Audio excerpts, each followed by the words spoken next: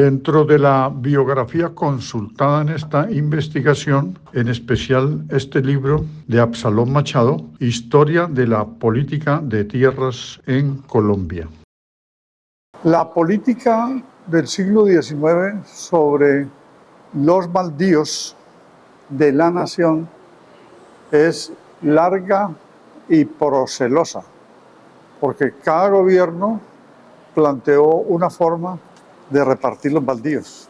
Los baldíos son los bienes del Estado, las tierras que quedaron después de la guerra de independencia y de la construcción de la Gran Colombia, que funcionó entre 1819 y 1830. Gran Colombia. Ecuador, Venezuela, Panamá y Colombia juntos. Y de ahí en adelante, durante todo el siglo XIX, hubo una política de baldíos. Esos baldíos fueron tierras que quedaron después de que a los españoles se les quitó todas las propiedades que tenían ganadas por capitulaciones cuando fueron encomenderos y robadas o usurpadas a los indígenas en el despojo que hicieron a las comunidades indígenas desde el siglo XVI en adelante. Hubo un proceso a mediados de siglo que se llamó desamortización de bienes de manos muertas.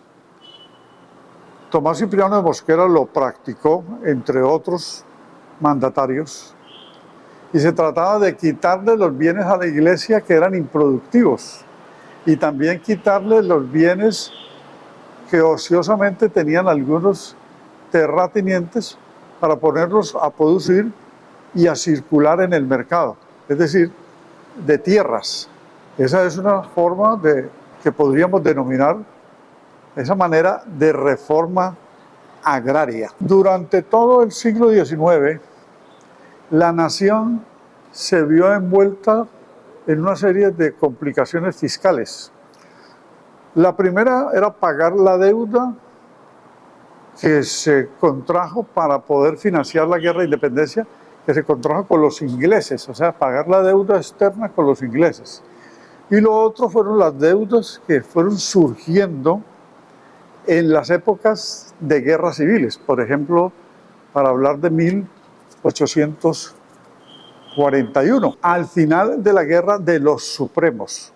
Lo mismo en 1851 con la guerra civil contra José Hilario López por la liberación de los esclavos, o la guerra de 1859 a 1861, que es la guerra de las soberanías que va a producir luego la reforma constitucional de Río Negro.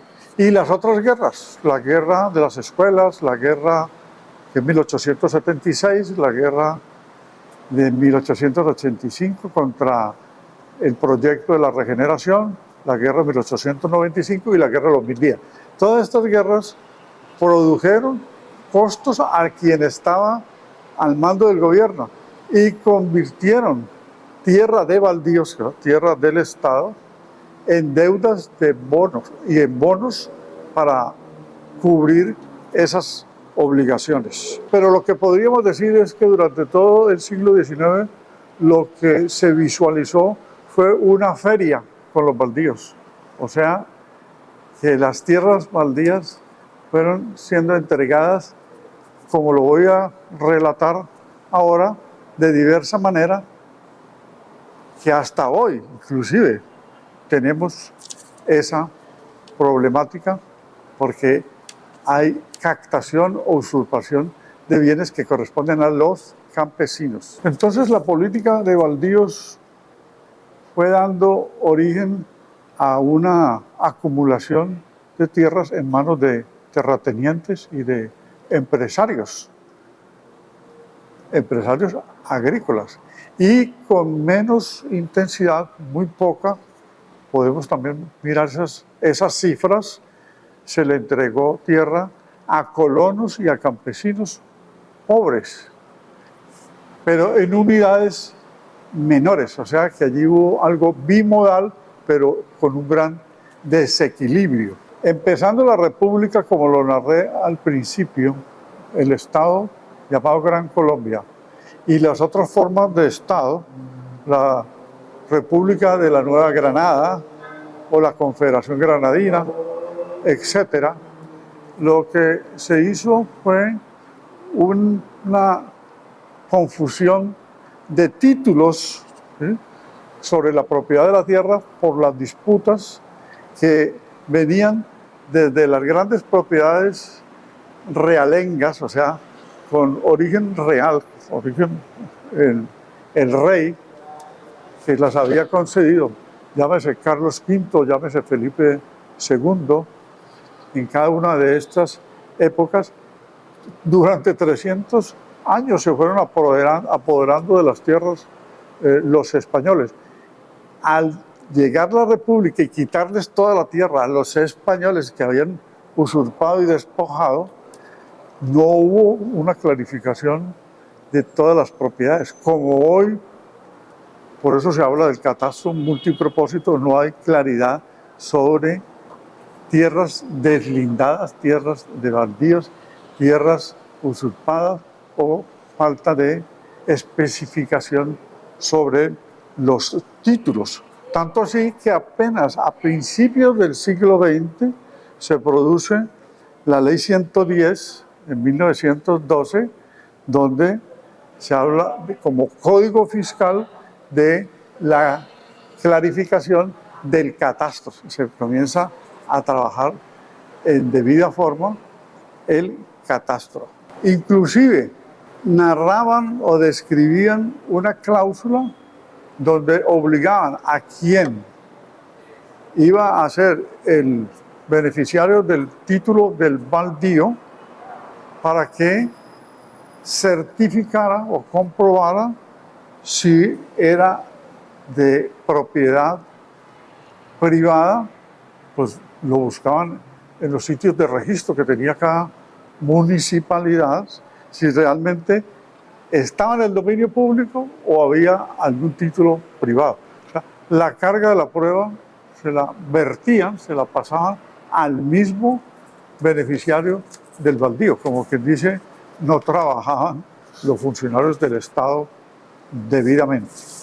Fueron muchas las modalidades de apropiación y concentración de tierras a partir de la independencia. Entre las principales están la venta de baldíos para pagar deuda pública, venta de bonos a cambio de tierras, como lo dije ahora, la venta directa, el otorgamiento de tierras a militares en compensación a sus contribuciones a la independencia o como botines de las guerras civiles, tierras ofrecidas a inmigrantes extranjeros que poblaran algunas regiones, la colonización interior por empresarios y campesinos colonos, la apropiación ilegal de las tierras públicas, o sea, la posesión sin títulos, la entrega de tierras a colonos en pequeñas cantidades a partir de 1848, adjudicaciones para la explotación de quina, caucho, tagua y otras especies en los bosques nacionales con destino a la exportación,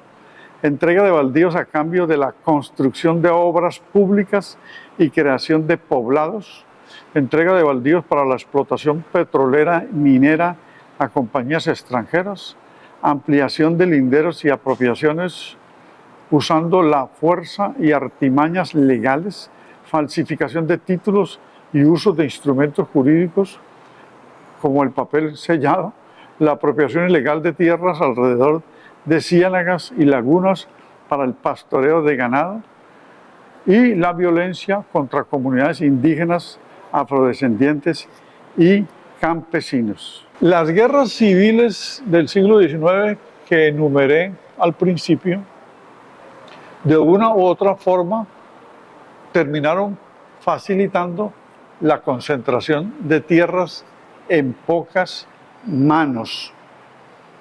El despojo se fue dando de la siguiente manera.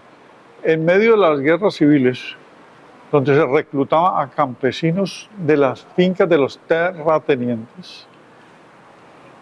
Se fue dando un proceso de concentración de tierras que le quitaban a los minifundistas que tenían pequeñas propiedades alrededor de los latifundios de terratenientes. Y al final de la guerra, muchos campesinos que tenían parcelas pequeñas no encontraron al regresar cómo despejar a quienes las habían invadido. Este proceso de despojo construyó un grupo de colonos y de propietarios sin titulación que al final la presión de los invasores de tierra o de los nuevos propietarios terminaban con pleitos jurídicos en beneficio de quien tenía la capacidad de pagar los abogados y de esta manera restarle a los campesinos que habían obtenido algún beneficio de adjudicación, restarle esa propiedad. Pero además este proceso implicó un despojo y apropiación privada de tierras que también llevó a la pérdida de bienes de las comunidades indígenas. Es un proceso que Catherine Legrand denominó la protesta campesina, la cual perdura hasta nuestros días. En el siglo XIX y buena parte de la primera mitad del siglo XX se asistió a una implacable destrucción de bosques naturales con la promoción realizada por el Estado de la economía exportadora, fundamentalmente la extracción de maderas, gomas, resinas y plantas medicinales. La legislación sobre bosques y baldíos fue en buena forma casuística y cambiante, acomodada a los intereses de empresarios exportadores y sus vínculos con los gobernantes de turno. El Estado intentó montar una legislación que permitiera conservar los bosques al tiempo que se explotaban, pero su capacidad de controlar las explotaciones era muy débil e insuficiente. La mayoría de las especies naturales de exportación desaparecieron del patrimonio nacional por la avidez de los empresarios y por la rápida acumulación estimulada en una política sin horizontes. Hubo un momento en que a los colonos se les impulsó para que lo hicieran.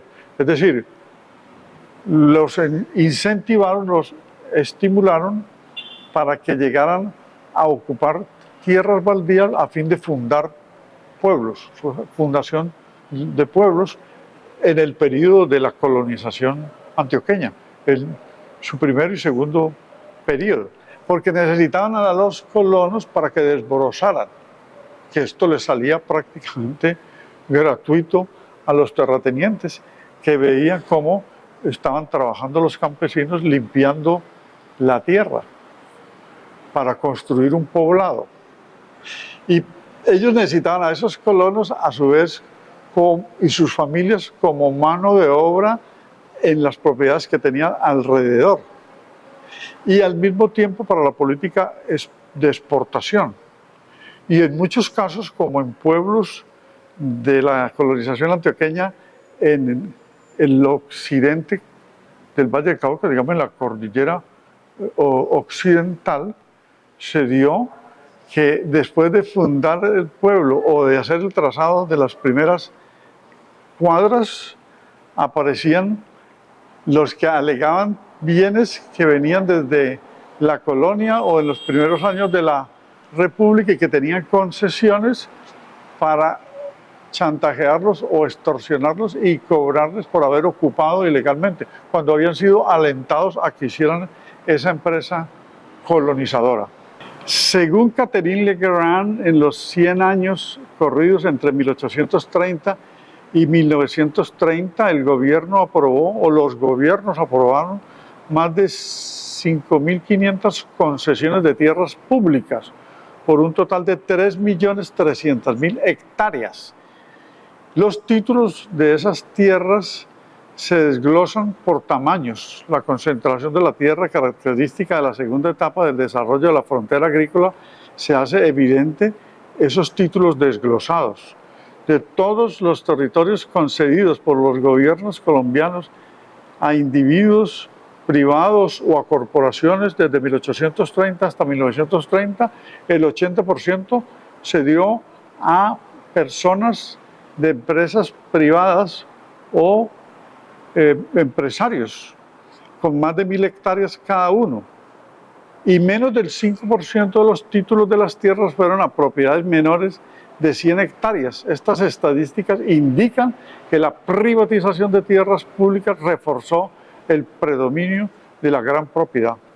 Bueno, tiene que ver todo esto con la noticia reciente, ya ubicándonos en el siglo XXI y en el mes de julio del 2024, la Corte Constitucional ha declarado inexequible, o sea, inaplicable, el artículo 61 del Plan de Desarrollo del actual presidente de la República. Con esto se atraviesan para que no continúe la reforma agraria, que es lo que se está pretendiendo por el incumplimiento desde el gobierno Santos del acuerdo número 1 de La Habana, que era entregar 3 millones de hectáreas a campesinos pobres. La mayoría de esas 3 millones provenientes de baldíos que quedan y de bienes expropiados al narcotráfico.